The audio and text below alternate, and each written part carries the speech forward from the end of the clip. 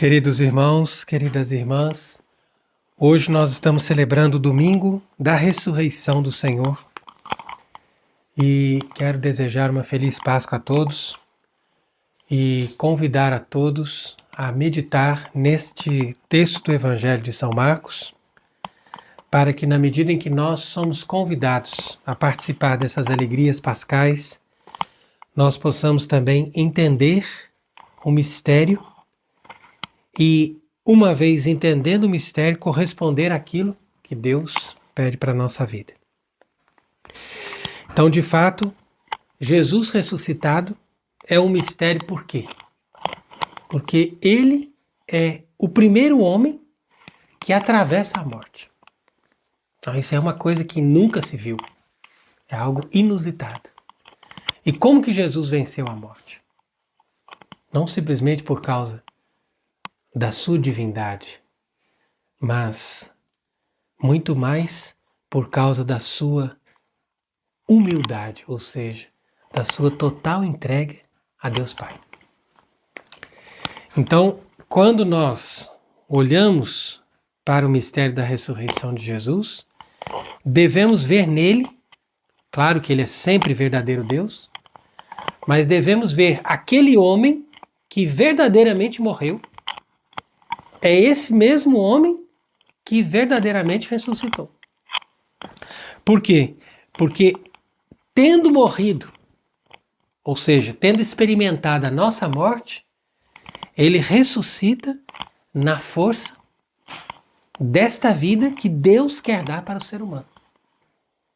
Então, essa vida que Deus queria dar para o ser humano, desde o início, ela já estava reservada para nós. Só que nós a perdemos por causa do pecado.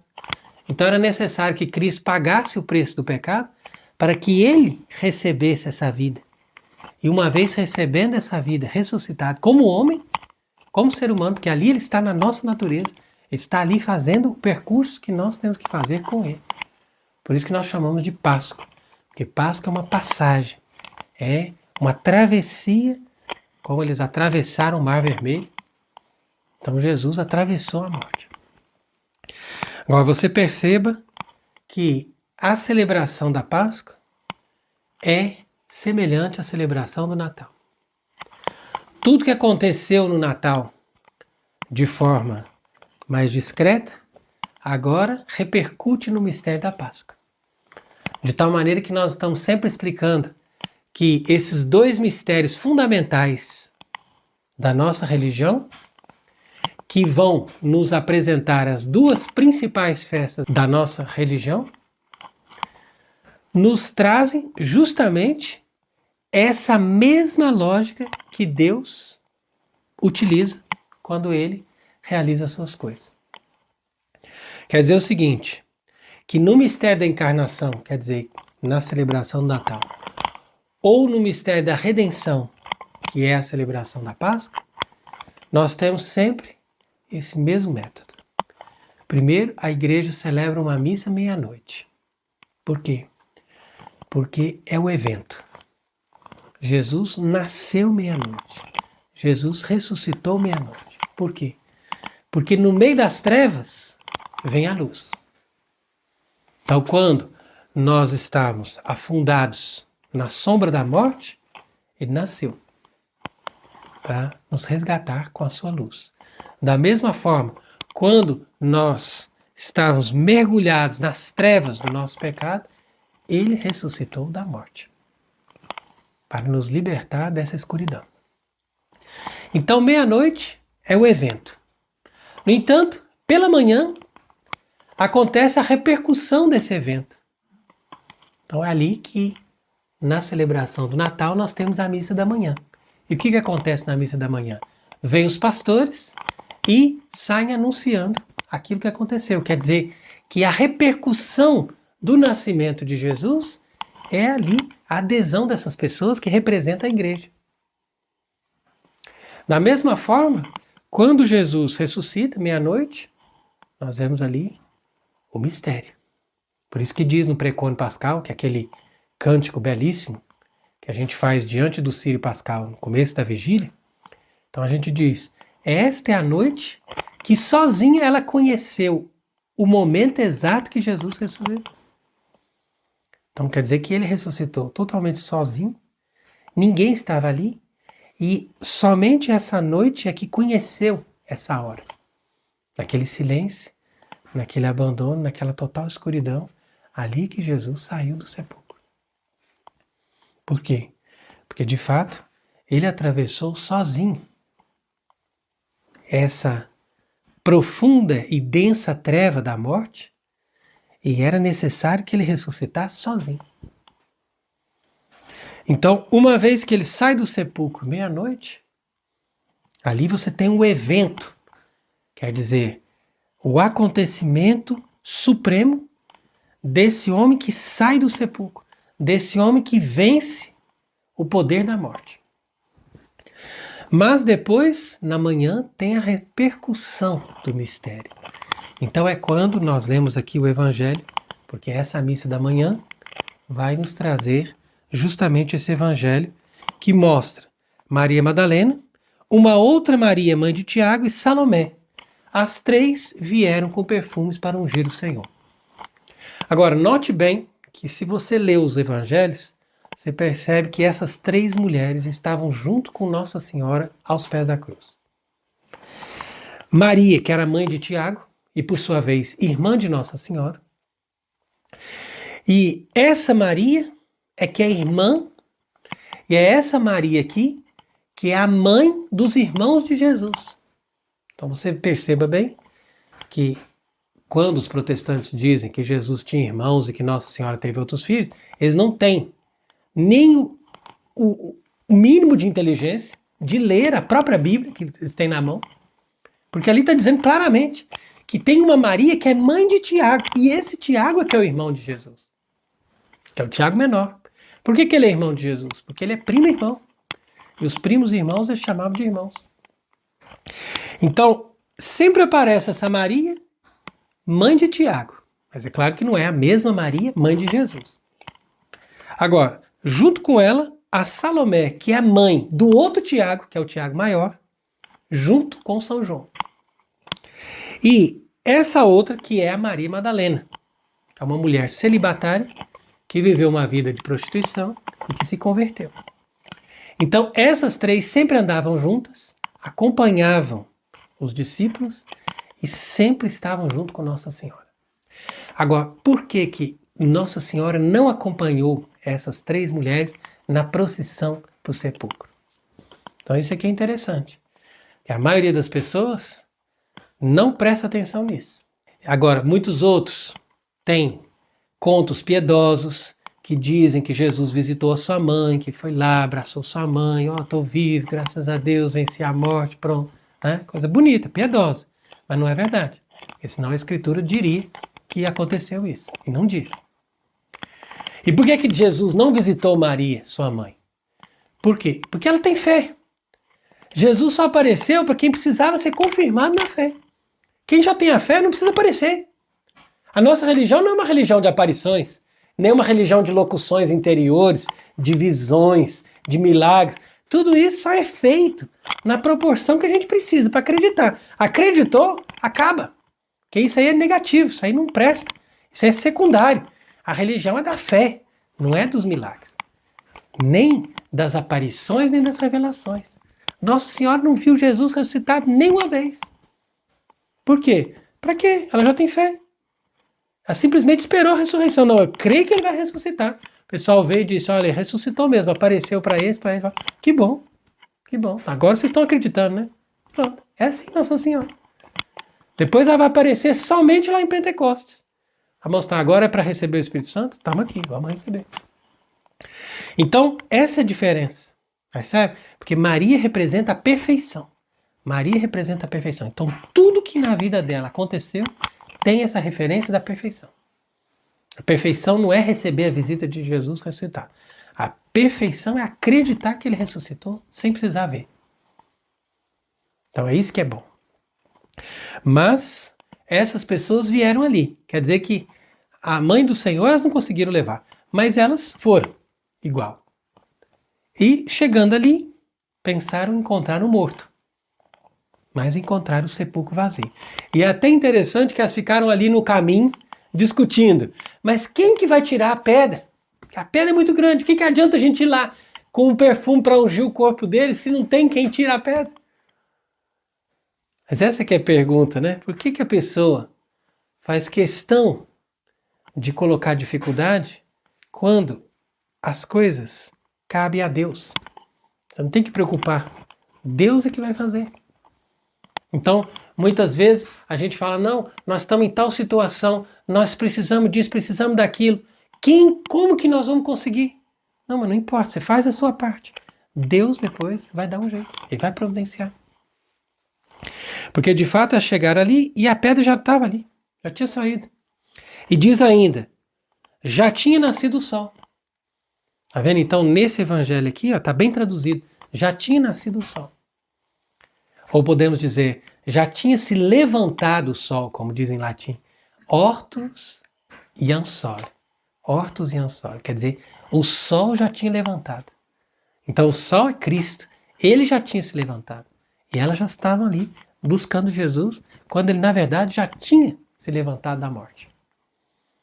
Então você veja como que tudo ali no Evangelho é indicando todo esse simbolismo e esse mistério que está por trás da questão da divindade junto com a humanidade. Então sempre nós vamos encontrar o mistério justamente por causa disso. Porque é um homem verdadeiro, mas é um Deus verdadeiro.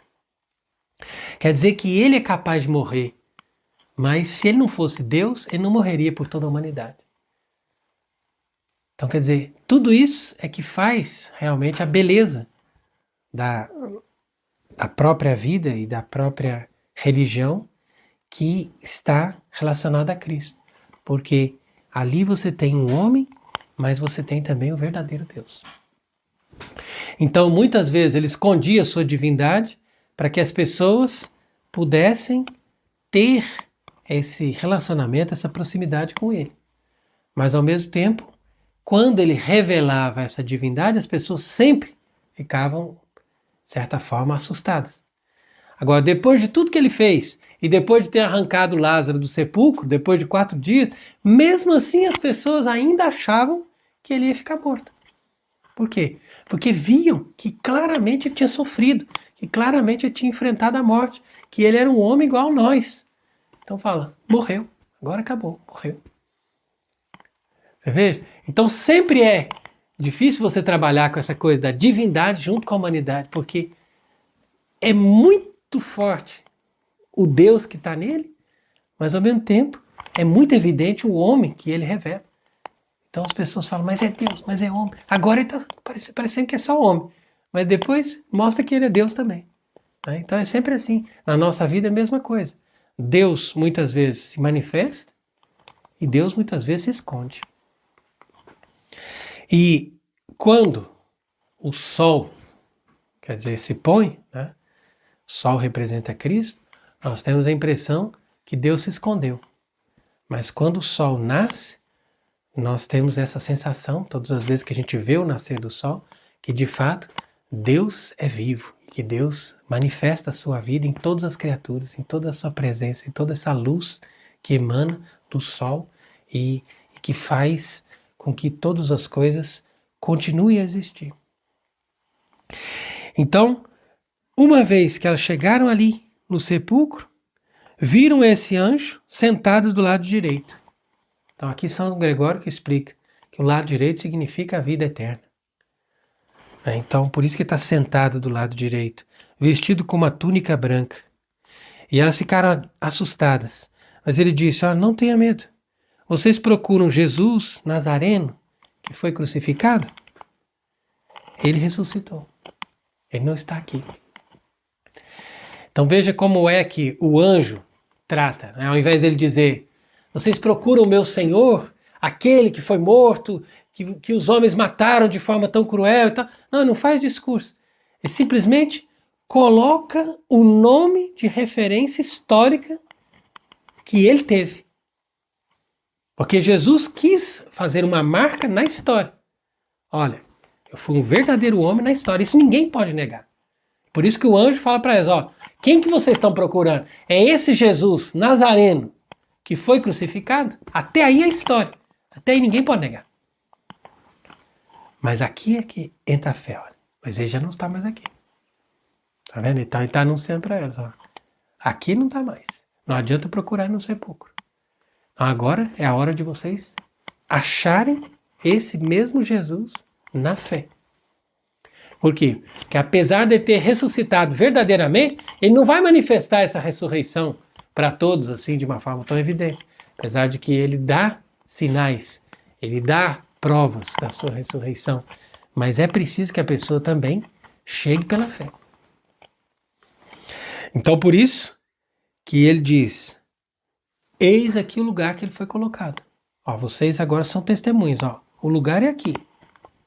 E ele não está aqui, tá vendo?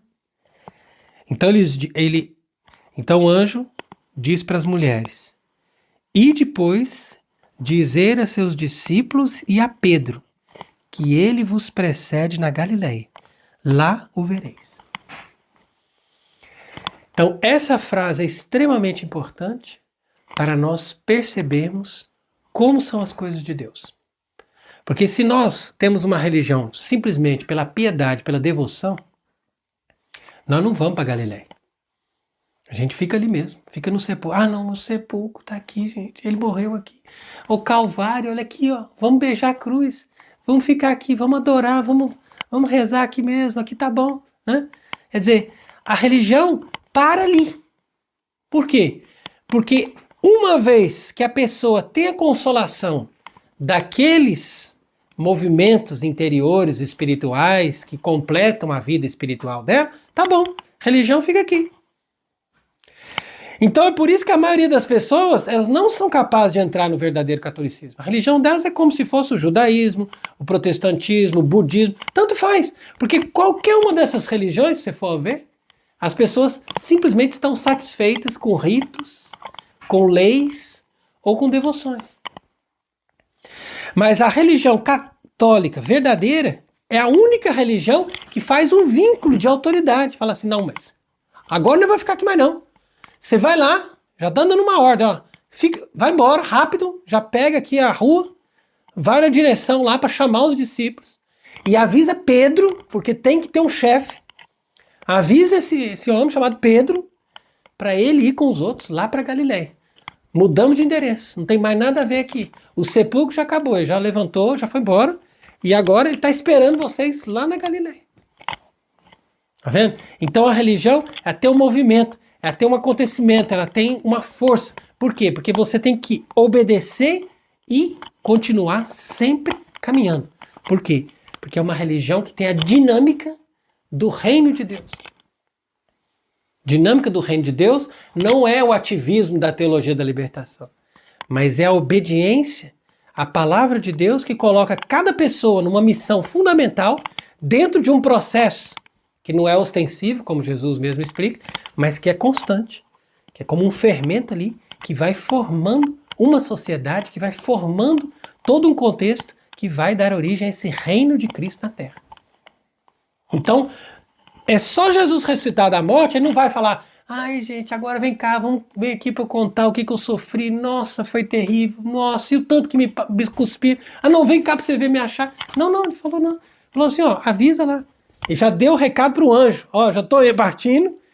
Se alguém vier aqui, já fala para ir embora lá para Galileia e nós estamos esperando lá. É lá que nós vamos começar a organizar as coisas daqui para frente. Então, isso é a ressurreição. Isso é a verdadeira religião. Não é você buscar, não, vamos buscar uma missa tradicional. Ai, que linda aquela missa. Ai, que beleza do que o discurso daquele padre. Você viu? Você escutou o sermão? Olha que beleza. Olha essa oração. Olha esse canto, gente. Vamos cantar esse canto. Tudo isso é devoção. Claro que essas coisas são boas, são bonitas. Tudo isso faz parte. Mas a religião não consiste nisso.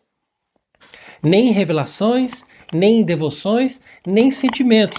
Ela consiste nesse vínculo de amor, de obediência e de introdução da pessoa na própria vida de Deus. Então Jesus ressuscitado, ele está partilhando conosco a sua experiência de morte, vai dizer, ó, eu morri, passei pela morte, enfrentei isso, enfrentei aquilo, oposição violenta, mas eu venci.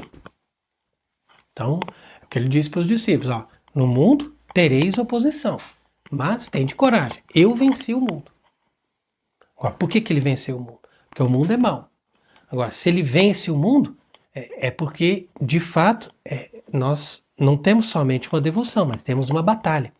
E uma vez vencendo essa batalha, nós chegamos à consumação da nossa missão na Terra.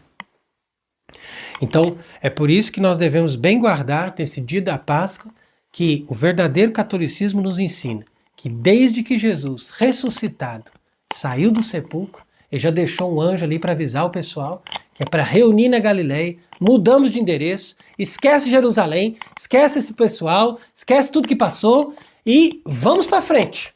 Agora é para ir para as outras pessoas, vamos levar a igreja, vamos levar os sacramentos e vamos com Pedro.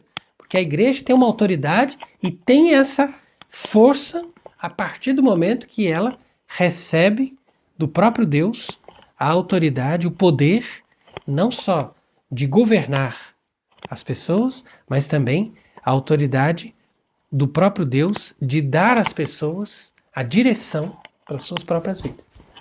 Então, por isso que o anjo disse, avisa Pedro, é para ir para lá. Então, quando nós vivemos o verdadeiro catolicismo, nós temos que ter necessariamente um vínculo com o Papa. Não é possível uma pessoa ser contra um Papa. Não é possível uma pessoa trabalhar ao contrário do que um Papa faz. Isso não é a religião católica. Isso é protestantismo, é individualismo, é uma religião falsa. Agora, se Francisco fosse um Papa, é claro que nós estaríamos totalmente dedicados a fazer o que ele pede.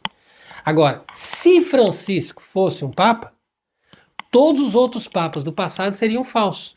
Por quê? Porque ele mesmo ensina que tudo que foi feito no passado não serve. Nós temos que abandonar esse passado e fazer uma outra igreja. Então, das duas, uma. Ou você escolhe Francisco como Papa e abandona toda a religião do passado, o que é uma grande imprudência, ou você chega à conclusão clara e evidente, esse homem não é Papa, a Igreja Católica precisa de um Papa, e nós estamos então hoje empenhados em fazer com que a Igreja possa ter uma verdadeira hierarquia para que ela seja governada e para que o catolicismo aconteça. Porque sem isso não acontece o catolicismo. Sem governo, sem hierarquia, sem toda essa estrutura que faz com que a Igreja tenha o seu governo, tenha a sua autoridade e a partir daí nós possamos ter esse reino de Cristo ressuscitado na Terra. Do contrário, tudo é espiritualismo. E espiritualismo não é a religião de alguém que morreu verdadeiramente e ressuscitou verdadeiramente na nossa carne. Então que Deus seja bendito para sempre e que a Páscoa do Senhor possa trazer a luz e a plenitude para as nossas vidas. Amém.